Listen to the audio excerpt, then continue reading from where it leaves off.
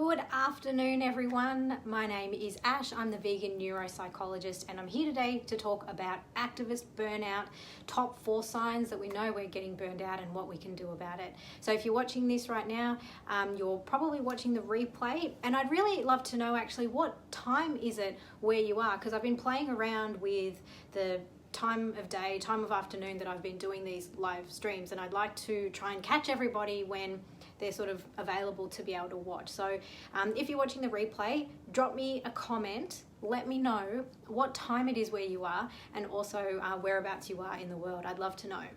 So for anyone who hasn't met me, my name is Ash and I'm a neuropsychologist. So I'm kind of obsessed with our brain and how it works and why we do the things we do, and maybe most importantly, how we can rewire our brain so that we can live happy, healthy lives without hurting anyone. And one of the things I'm really passionate about is helping people who have a message to share. So people who are activists, advocates, or change agents. So for many of you watching, you advocate for animal rights and you want to see an end to the systemic, horrific oppression of animals. And it's not just animals. Some of you might also have other areas in which you're passionate about. So it might be gender equality, it might be ending homophobia or transphobia, or maybe you've got a message to share about minimalism or zero waste or sustainability, or about children's rights or ending domestic violence, ending sexism, ending racism. There's so many to choose from. So if you're here and you're an activist or an advocate for any one of these issues, then hopefully you're going to find this interesting, because I think burnout is a huge topic. It's probably one of the main reasons that I get contacted by activists. It's because they're feeling burnt out, they're feeling like they're not really coping with life anymore, or they're not really able to deal with the things that they used to deal with. So today's topic is top 4 ways that you know you're getting burnt out and what to do with them. So the top 4 ways, it's actually 4 categories. So I'm gonna say what the 4 categories are, and then we'll talk about them a little bit. So we've got physical symptoms, then we've got mental or cognitive symptoms, then we've got emotional symptoms, and the 4th one is spiritual. So let's talk about these 4 symptoms. What are some symptoms that you might be getting burnt out? So physical signs of burnout. Actually, sorry, before I begin talking about the physical signs of burnout, one thing I should mention that I didn't mention already is that burnout is something that occurs on a continuum. So we have mild stress at one end and we have burnout on the other end. And at some point, as we get closer to burnout, we realize that we're not coping, things aren't going as well as they could for us, and that might be when we take a step back or we reach out for help. And the question is, at what point, how close do we have to get to burnout before we actually recognize that we're headed that way? And the funny thing, or maybe the unfortunate thing about burnout, is that the closer we get, the faster we go.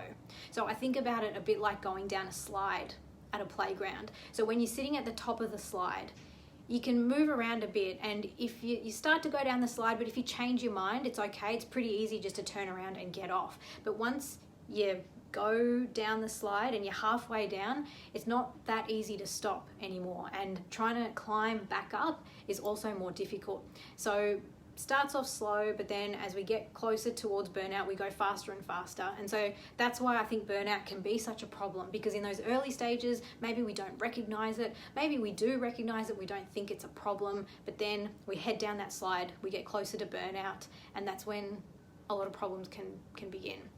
So let's talk about some physical signs of burnout. Some of the more common ones are changes in sleep, changes in appetite. Sleep, most often it's not being able to sleep, not being able to turn your brain off. The mind just keeps churning away and it takes us ages to fall asleep. Or maybe if we wake up in the middle of the night to have a drink or use the bathroom, then we can't fall back to sleep. Or we wake up really early in the morning and can't get back to sleep because the mind is just going at 1,000,000 miles an hour. Changes in appetite. So some people stress eat, they comfort eat. Some people lose their appetite when they're getting stressed and burnt out. So this can cause changes in your weight. Maybe your weight goes up and down, which could be a good or bad thing for you, depending on you. Some other signs of burnout, physical signs. You might notice unexplained ailments like headaches, unexplained headaches, and not because you're hungover, but just for some reason you just have this chronic headache or chronic stomach issues. Stress doesn't always manifest as stress. It can actually manifest as physical ailments. So unexplained fatigue, unexplained stomach aches, unexplained headaches, unexplained sickness, just constant chronic sickness, just getting sick all the time at the drop of a hat, just catching everything that seems to go around. That can be another sign that our system is overloaded with stress. So those are some physical symptoms of stress. Now let's go to the second category, which is the mental or cognitive signs of stress. So there's actually two bits to this. So the first cognitive sign is the stuff that goes through our heads. When we're stressed, when we're heading towards burnout, little things that we could normally cope with suddenly seem really difficult. So we find ourselves facing our daily tasks, and we just, in our head, we're saying to ourselves, this is just too hard. It's all too much. I can't do it. Those can be some cognitive signs of stress.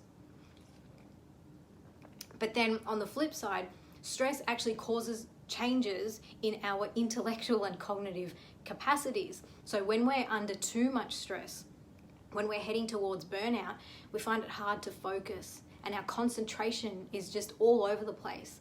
We might get more forgetful than we normally are. So we start to misplace things and lose things, or we forget deadlines that we have, or social engagements or work activities.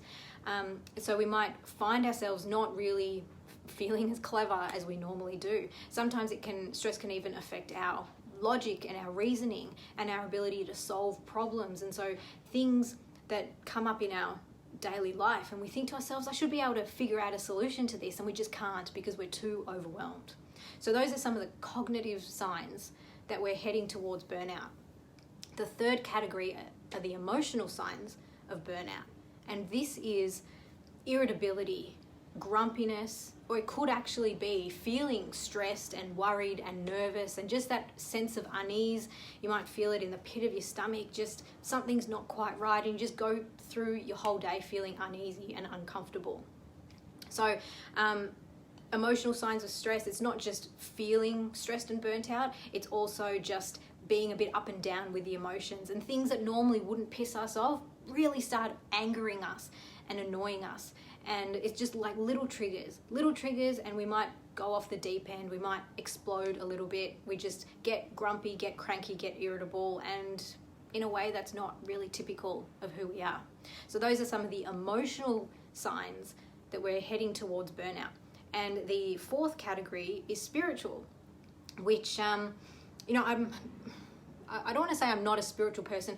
I'm not a religious person. I'm spiritual, but I'm not religious. So I just want to make the distinction between spirituality and religiousness, because I don't think they're necessarily the same thing.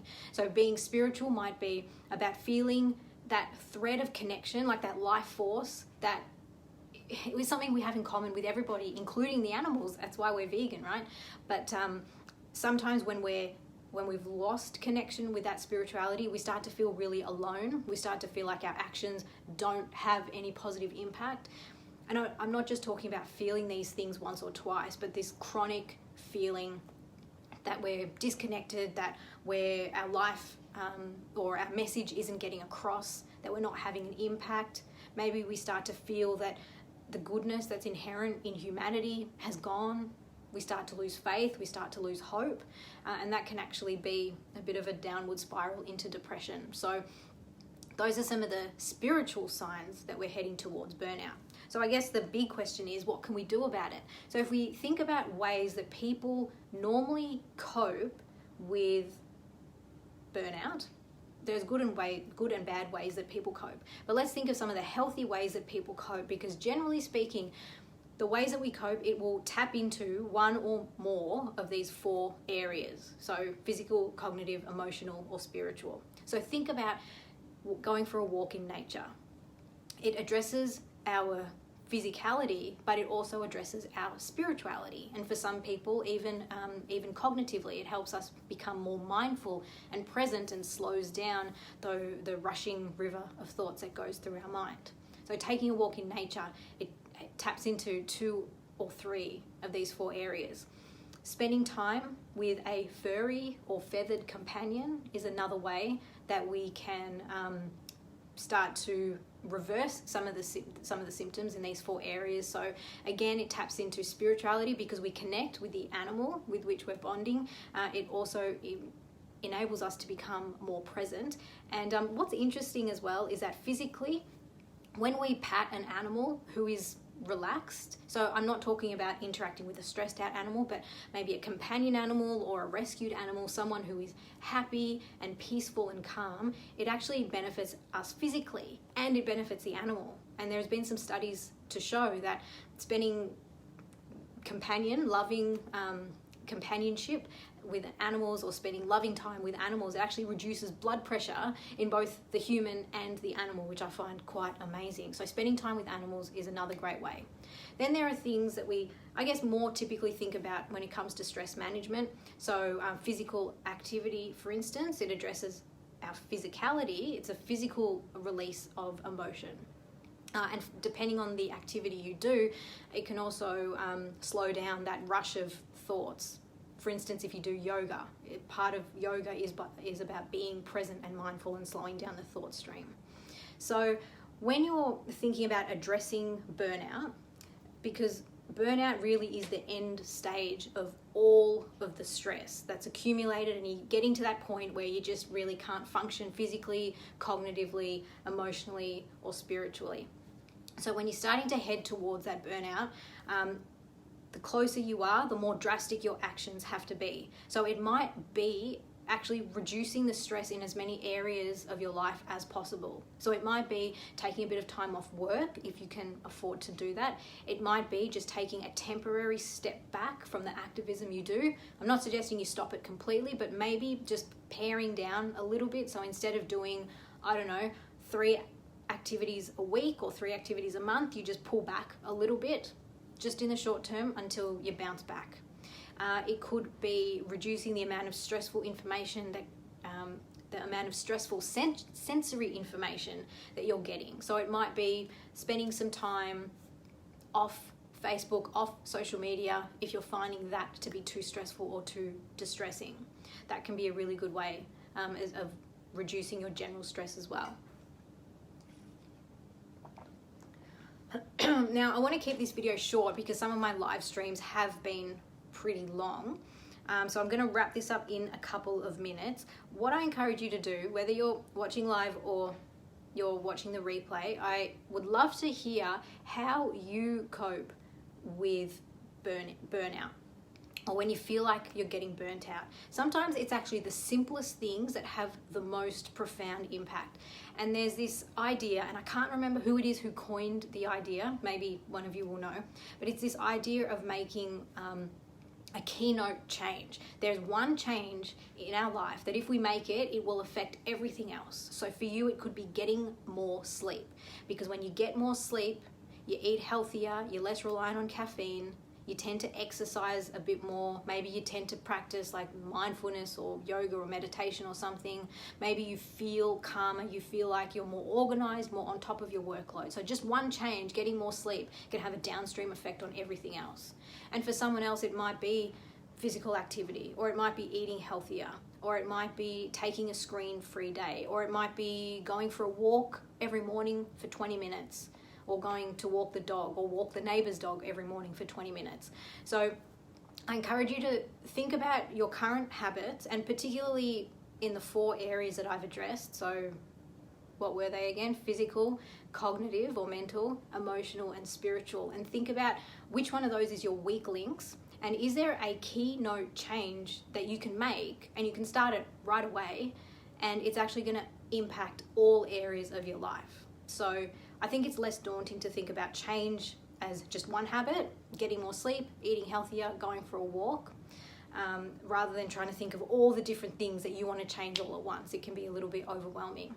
So I'm going to wrap it up there. Thank you so much for joining me here. I hope you found this useful. Leave me a comment down below. And I just wanted to mention that if you have found this useful, I am writing a book. No, I've written the book, and it's actually in the editing process right now. The book is called Staying Positive in a Fucked Up World. It's due for release in the next few weeks. I'm not exactly sure when. Hopefully sometime next month in February. So if you want to hear more about the book, and I'm sending out excerpts from the book as well as news and updates, then just hit the link that's in the comments and also in the description of this video, and you can get all the updates and find out more about the book. So I'd love to see you sign up and get a few sneak peeks into the book as well. So thank you so much for watching. If you found it useful, make sure you like or love or do a positive emoji, hopefully not the sad or angry faces, and drop me a comment as well. I'd love to hear from you. Thanks so much for watching, and I'll see you next time. Bye.